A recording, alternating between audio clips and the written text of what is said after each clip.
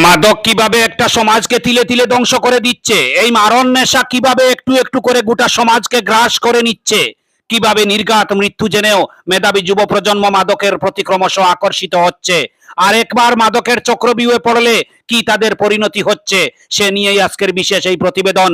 ঘটনাস্থল ভারত বাংলাদেশ সীমান্ত জেলা করিমগঞ্জের কালীগঞ্জ। আরো 10-5টা মানুষের মতোই কালীগঞ্জ লোকদাস গ্রামের এক যুবক সুস্থ স্বাভাবিক জীবনযাপন করতেন। ভীষণ পরিশ্রমী বিবাহিত ওই যুবক গাড়ি চালিয়েই সংসার প্রতিপালন করতেন। এলাকার মানুষও তার ব্যবহারের জন্য তাকে ভালোবাসতেন। স্ত্রী থাকলেও সন্তান ছিল না তার, কিন্তু তারপরও খুশমেজাজেই কাটছিল তার সংসার। কিন্তু ওই সুস্থ স্বাভাবিক জীবনযাপন করা যুবকই আচমকা কালের করাল গ্রাসে চলে এলেন। লোকদাস গ্রামেরই তার বাড়ির পাশের মাদক কারবারির খপ্পরে পড়ে যান তিনি। ধীরে ধীরে ওই বাড়িতে তার যাতায়াত শুরু হয়। প্রথমে কি এটা, তারপর জানতে ইচ্ছে হলো কেমন এটা, তারপরে একটু চেখে দেখা যাক কিনা। আরো 10-5টা ঘটনায় যা হয় আর কি। ওই যুবক মাদকের স্বাদ নিতে শুরু করলেন। প্রথমে শখের বসে নিলেন, এর জন্য তাকে পয়সা খরচ করতে হতো না। ওই কারবারই তাকে জুগিয়ে দিতেন। তারপর নিতে নিতে এক সময় অভ্যেসে পরিণত হয়ে গেল। নেশা টান দিলেই ছুটে যেতে হতো ওই কারবারির বাড়িতে। তবে এখন আর কারবারিও পয়সা ছাড়া মাদক নিতে রাজি নন। যুবককে এখন পয়সা খরচ করতে হয়, কিন্তু কিভাবে পয়সা আসবে? নেশার চাহিদা মেটাতে প্রথমে বাড়ির ছোটখাটো সামগ্রী বিক্রি করতে শুরু করলেন তিনি। তারপর শেষ সবেদন নীলমণি তার গাড়িটিকেও বিক্রি করে দিলেন যুবক, যে গাড়ি তাকে উপার্জন করে পয়সা দিচ্ছিল। গাড়ি বিক্রি না করতে পরিবারের প্রত্যেকে বাধা দিলেও কারো কথা শুনেননি তিনি। গাড়ি বিক্রির টাকায় চলল মাদক সেবন, আর এভাবেই ধীরে ধীরে আস্ত মাদকাসক্ত হয়ে গেলেন তিনি। এবার ঘরে আর বিক্রির কিছুই নেই, কি করবেন তিনি? কোনো উপায় না পেয়ে ভাবলেন চুরি করতে হবে, কিন্তু চুরি বিদ্যে জানা ছিল না তার। তবু সাহস করে নেমে পড়লেন মাঠে, কিন্তু বিধিবাম, প্রথম চুরি করতে গিয়েই জনরুষে পড়ে গেলেন তিনি। আপনাদের নিশ্চয় জানতে ইচ্ছে করছে কোথায় তিনি চুরি করতে গিয়েছিলেন, কি বা চুরি করতে গিয়েছিলেন, আর কবে গিয়েছিলেন। তাহলে চলুন জানা যাক পরশু দিনের ঘটনা। ঘটনাস্থল করিমগঞ্জ পুয়ামারা। একটি সাইকেল চুরি করতে গিয়ে জনরুষে পড়েন তিনি। এরপরই শুরু হয় তার উপর উত্তম মধ্যম। কিন্তু তিনি যে চুরি করেছেন সে বুধটুকুও ছিল না তার। যাক মার খেলেন, বেদম মার খেলেন। তাকে বাঁচাতে ঘটনাস্থলে ছুটে যেতে হলো তার পরিবারের মানুষকে। তারা আমজনতার কাছে কাকুতি মিনতি করে তাকে ছাড়তে বললেন, কিন্তু জনতা ছাড়তে নারাজ। শেষমেশ পরিবারের মানুষ তাকে পুনর্বাসন কেন্দ্রে পাঠানোর প্রতিশ্রুতি দিয়ে কোন ক্রমে তাকে ছাড়িয়ে নিয়ে এলেন। এই ঘটনা যখন ঘটছে ঠিক তখন আশপাশ থেকে অনেকে বেরিয়ে এলেন। মাদকের ভয়াবহতা নিয়ে তারা অভিযোগ করলেন। পাশে ঘটনা চাক্ষুষ করছিলেন আরেক ব্যক্তি, তিনিও এগিয়ে এসে অভিযোগ করলেন কিভাবে মাদকের কবলে পড়ে তার ছেলের প্রাণ গেছে। সে তথ্য তুলে ধরলেন। ঘটনা যখন বয়ান করছিলেন তিনি, তখন তাকে বেশ বিমর্ষ লাগছিল। এবার প্রশ্ন হলো, মাদকের এই ভয়াবহতার জন্য দায়ী কে? পুলিশ প্রশাসন সরকারের এত কঠোর পদক্ষেপের পরও কিভাবে মাদকের কারবারিরা মাদক পাচারে সক্ষম হচ্ছেন, বহাল তবিয়তে তাদের কারবার চালিয়ে যেতে পারছেন? লোকদাস গ্রামের যে মাদক কারবারির বিরুদ্ধে অভিযোগ উঠেছে তাকে পুলিশের আগে বার দুয়েক আটক করেছে। মাদক পাচারের অভিযোগে বেশ কয়েকবার তাকে জনরুষেও পড়তে হয়েছে, কিন্তু তারপরও তিনি কারবার চালিয়ে যেতে পারছেন। লোকদাস নোয়াগ্রামের ওই যুবকের পিঠে আজ চুরের যে লেবেল সেটেছে তার জন্য দায়ী কে? কে দেবে জনতার এসব প্রশ্নের উত্তর? ব্যুরো রিপোর্ট, আমার সোনার কালীগঞ্জ। নাম কিটা? আমার নাম কমরুল হক। বাড়ি? বাড়ি কালীগঞ্জ লোকদাস। ঘটনা কিটা হয়েছে? ঘটনা তো আমি ড্রাগস খাই, আর আমরা বাড়ির দ্বারও তার নাম হইল নূর। আমরা আমার লাগা ঘর তার ঘর, তার নাম হইল নূর, তার আমার নাম হইল কালী। আমি তো মাল খাই, আমি তো গিয়েও পাইলাই টাটাই। আমরা লাগা ঘরও ঘর তার গতিকে আমি গিয়াও আমি তার তুমি খাও কিটার লাগিয়া? আমি খাই তো হে আমার তো আগে মাল খাবানি খাইছে, এমনি এটার আন তো আমার মাল খাবাইছে তার পয়সা হলে আমার কিটা জিনিস তো ডাক শিখি। আচ্ছা, তুই পারো তুমি তো বাদ জিনিস জানো, তো এগুলো না খাইলে হয় না নি?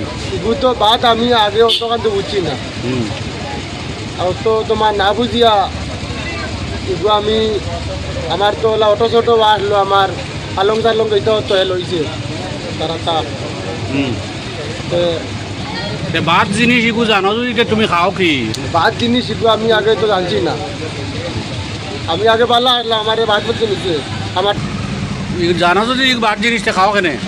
তো আমার এগুলো আমি দুদিন খাবার ছাড়ি দিয়েছে আমার ধরিল হাতে পাবে তোমার কামলা দিবা অসুবিধা করে না খাইতে তখন নিবো আমি কাটাইন ভাই যে আমি খাই যাই তুমি কিতা করো কিতা কাজ কি করো কাজ আমি তো গাড়ি চালাই কিতা গাড়ি চালাই 12 টাকা আজকে কিতা হয়েছিল আমার আজকে তো শোয়া মারা তো তোমার সাইকেল লাগা নিছিলাম গ্যারেজে সাইকেল নিচলে গিয়া ইকান বুধ বইলে সাইকেল নেড়া গিয়া না বুঝাইছি না হ্যাঁ বুঝাইছি না তোমার মনে করে নিছো নি আমার মনে করে নিছি এটা।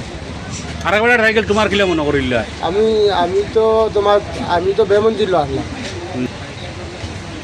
বাদে কিতা করছেন তারা আগে তো তারা দর করিয়ে মারছে দুগু মারছেন নি নাও দেখিয়া নো কিতা আমার তারা তো মারছে মারার বাদে তারা দরিয়া কিতা করলা তারা আমার বেলা করে মারছে কিতা কইতে পারতে না তুমি আমি কইতে পারি না তারা যখন মারলো এটা দুগু পাইছো নি দুবাই তাইলেও এটাও লাগছে না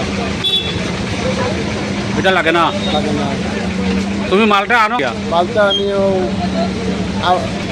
আমার ঘরের তার অত মাল আনি গাইছো দেখবো ওই কাইসা গুছে 500 টাকা মাল দিয়েছে নুরে 120 টাকা আমি তোমার টাকা দেবো কেমন বেশি তোমার মানে 200 মানে 500 আর আনি 820 আনে 570 টাকা আমি 500 টাকা বলছি আজকে মারে তুমি কবে যার তো তোমার সুস্থ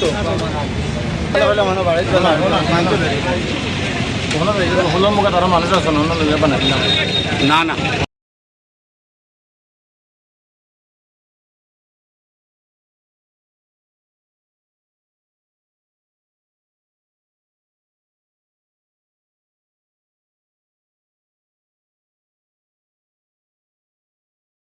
নুরুদ্দিন হে ডাক আমরা তারে ধরছি ধরার হয়েছে না খাইতেও নাই পুলিশে দিস পুলিশও দিছি ভিডিও আছে তার এরপরে সেটারে দেবো এরপরে এখন ধরাত গেছিলাম আমরা আমরা তারা ধরতাম না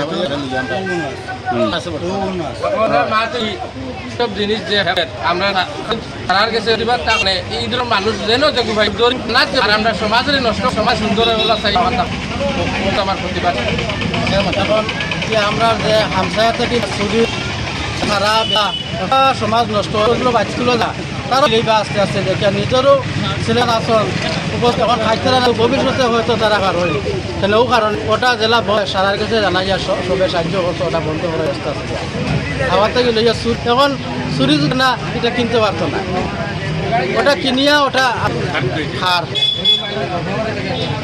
পুলিশের কাছে দরিয়া তো দেওয়া হইতো না পুলিশের কাছে আমরা অভিযান মানে এই ধরনের মানুষের দরিয়া করছি দেওয়া হইতো এই ধরনের আমরা প্রতিবাদ করছি আমরা আছে কেন তো আমরা দিছি এখানে একটা হুয়া মরছে ওলা ও জিনিস খাইও তার নিয়া ওপেনলি খালি কোন বেছে তার ভিডিও আছে আমরা আর ধরছি এটা মাথায় কিনা তো আমরা ওই জিনিসটা কইমু আর কি আমরা পাবলিকে গোটা খালিগঞ্জ এরিয়া সারা পাবলিকে ওখানে কই আর যেখানে কাছে আমরা ডিসি সাহেবের কাছে ওখানে চাই আর দেন বা এসপি সাহেবের কাছে ওখানে চাই আর রিকুয়েস্ট যেন যারা বেছে এরারে যে কোনো মুহূর্তে মানে এরারে ধরা লাগে কে লাগি এরা যদি এরা ধরা খায় তে খানেওয়ালা খাইতো না এরা বাঁচবো হ্যাঁ চুরি চামারি হইব আর এরা যদি ঘরে ঘরে তারা বেশি আডিয়া দিবেন হ্যাঁ আর শুধু চেন দিয়া বেচাইন বেটিন দিয়া বেচাইন এরা বন্ধ দিয়া এতে দরকার হয় আমরা এরপরে ওখান থেকে বেটি মানুষ পুলিশ দিয়ে তাই ধরা কোয়া ইলা বেটি মানুষের বেশিতরা হ্যাঁ